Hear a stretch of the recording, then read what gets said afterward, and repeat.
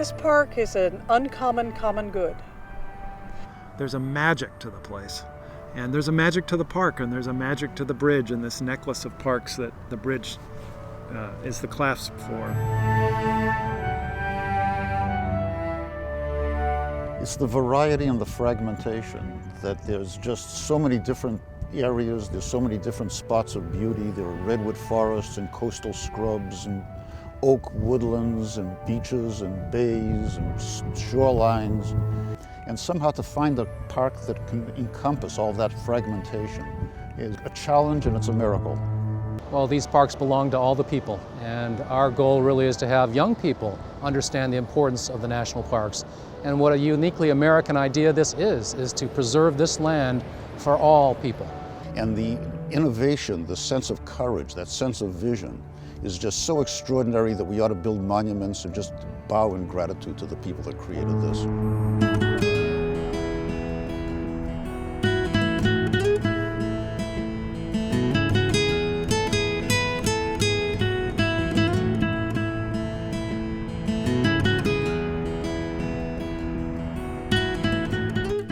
Oh, 40 years ago, tenacious people with vision and courage from all walks of life and political persuasions joined forces and, against long odds, saved nature, history, and breathtaking beauty to create our Golden Gate National Parks, one of the first two national parks established right in the midst of a major metropolis. This park then was a bold experiment and now enriches the lives of millions of people of all ages, races, and ethnicities every year.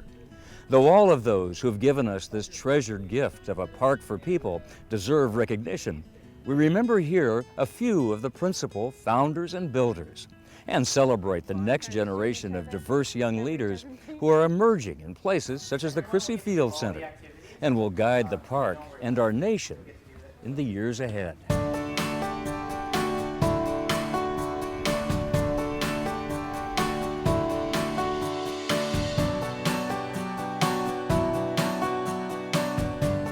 Phil's passion for the environment was interesting.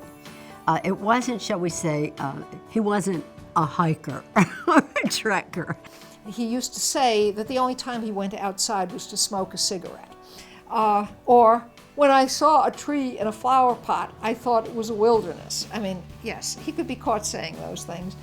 And Phil Burton came to this park as someone who believed in the fundamental democracy of an urban national park and saw that a park like this could serve people of all economic backgrounds and races and ages that traditional parks couldn't. And his, shall we say, strength and know-how combined with the vision of Dr. Webern and Amy Meyer, that became an irresistible force.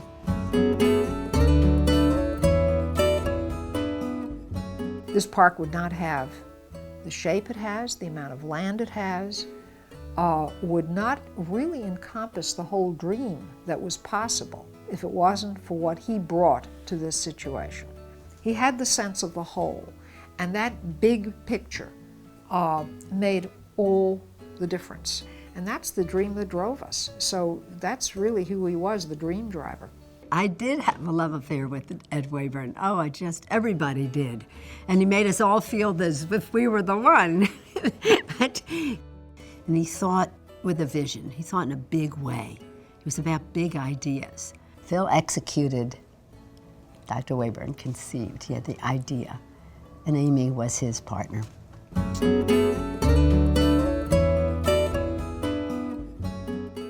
Mother of the park. Exactly. We know this name. Well, first thing you got to know is that, you know, if I wasn't married to my wife, I'd be just totally in love with Amy. She's such a great friend. She's just a great friend.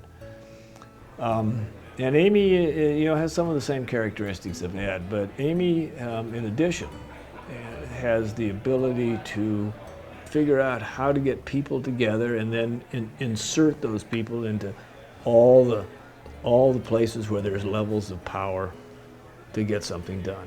And she just never, ever stops, ever. Just unstoppable in her vision for this park. She had to be to help put it in place. And ever since she got that taste of grassroots action in the People for a Golden Gate National Recreation Area, she has never lost her instincts, her capacity, her tenacity, and her ability to bring grassroots activity to the betterment of this park.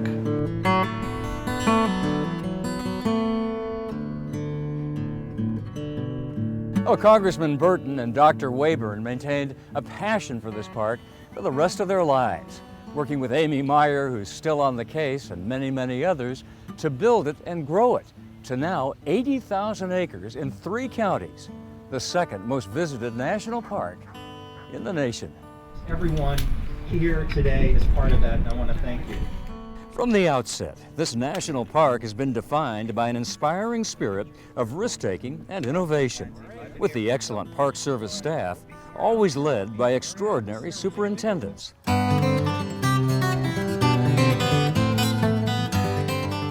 Were we lucky? We got the most incredible first superintendent.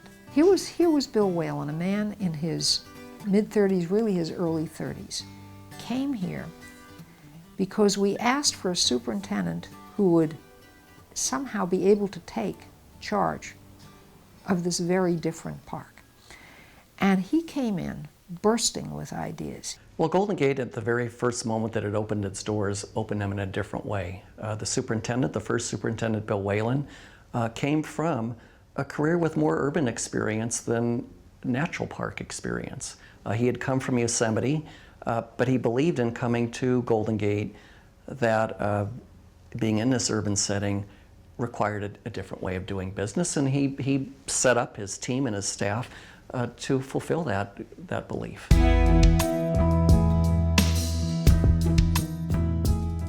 Well, first, when I look at this area and I see mountains and I see beautiful spaces, I see Brian. Brian is in the air, and he is a part of this legacy. He's not somebody who just helped build it. He is a part of it, and he did that by pure passion. This is a joyful, visionary, mischievous, spirited, cajoler, convincer, just extraordinary man. You know, Brian was a one-of-a-kind person and a one-of-a-kind leader. You know, there aren't many Brian ONeills to go around, or this country would be in a much better place, probably. Well, today is a time for reflection, for celebration, and importantly, giving thanks. Brian came in with a very different resume than the past superintendents, with a career of success through partnerships, and with this huge and warm, engaging, charismatic personality that attracted everyone to him and his vision. So he began a very important chapter to this park that will last forever. Well, Bill Whelan, Brian ONeil, and their colleagues needed to find unconventional partners to make this unprecedented park the big success it's become. And they've engaged many over the past 40 years, but none more important than the park's primary nonprofit partner, the Golden Gate National Parks Conservancy. Since its founding 31 years ago, the Conservancy has raised more than $250 million to enhance the park in many ways, and currently has 50,000 members and volunteers actively lending a hand. From its very beginning, the Conservancy has been guided by its executive director, Greg Moore.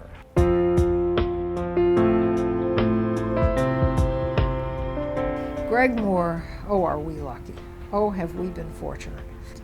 His whole view of what this park could be, and his pulling together the kind of strength in his board and his staff to make this park, you know, a very special place, to make it really be as fully realized as anybody could hope for, has come about because of the kind of warmth and generosity of spirit that he has. In his own way, Greg Moore is as gifted a man as I've ever worked with in my life. Like Brian, completely passionate about the parks, respectful about the parks, respectful about the people who use the parks. I've worked with him now 25 years, very closely, through lots of challenges in maintaining and growing these parks and what they can mean for people. And he's just an extraordinary leader. Our Golden Gate National Parks have always benefited from the support of wise and effective elected officials to secure, strengthen, and expand this park for people. For the past 25 years, energetic, unflagging, and indispensable leadership has been provided by one member of Congress in particular, the political successor to Phil Burton's founding legacy, Nancy Pelosi.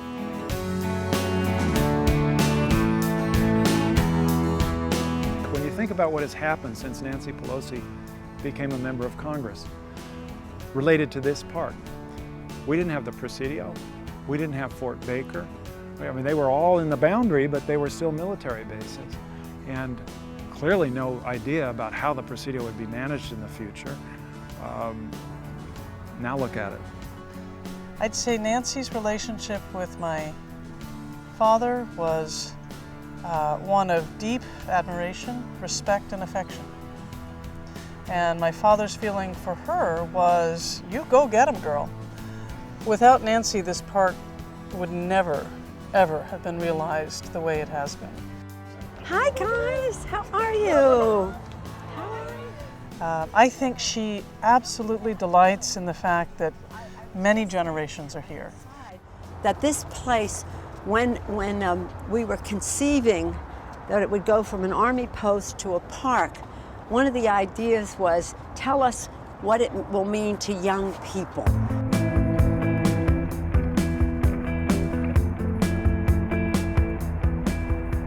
It's not only beautiful and spectacular in terms of the natural landscape, but for me, it is a fabulous place of learning. It's inspiring. It can inspire students and adults and teachers to learn more and to go further. In many ways, I think it unleashes a kind of human potential. So my interest and my passion for the work is really, where's the next Amy Meyer? She's a 15-year-old out there somewhere, hopefully in the Mission District or in Bayview, who understands the importance of what Amy's done to bring this to all people in the Bay Area and wants to continue that legacy. So we need that next group of citizen activists who are right now teenagers in the Bay Area to understand Ed Webern, Amy Meyer, and the work of the national parks here at the Golden Gate. He wanted to build a housing development, and he was going to call it Marincello. Fortunately, future leaders truly are coming of age here in the creative and acclaimed programs of the Chrissy Field Center and throughout the park. The founders and builders of our Golden Gate National Parks have successfully established a living legacy, a park for all the people, for all time. And their torch is being passed seamlessly now to a new, diverse, and enthusiastic generation, which cares deeply for this park and what it symbolizes. This was the main entrance to Marincello, so when you would drive in, yeah, there's definitely like a big passion in the park to keep it going on, to keep having new people come in, to reach out to new communities, to reach out to new people from everywhere, and have them feel a part of it, be part of that ownership of the park, be part of that family that can be built here. Biggest legacy for the park is that it's been able throughout the years to pick up people like myself, pick up people like Chris to be here and to keep it going on, so that we can have future us's.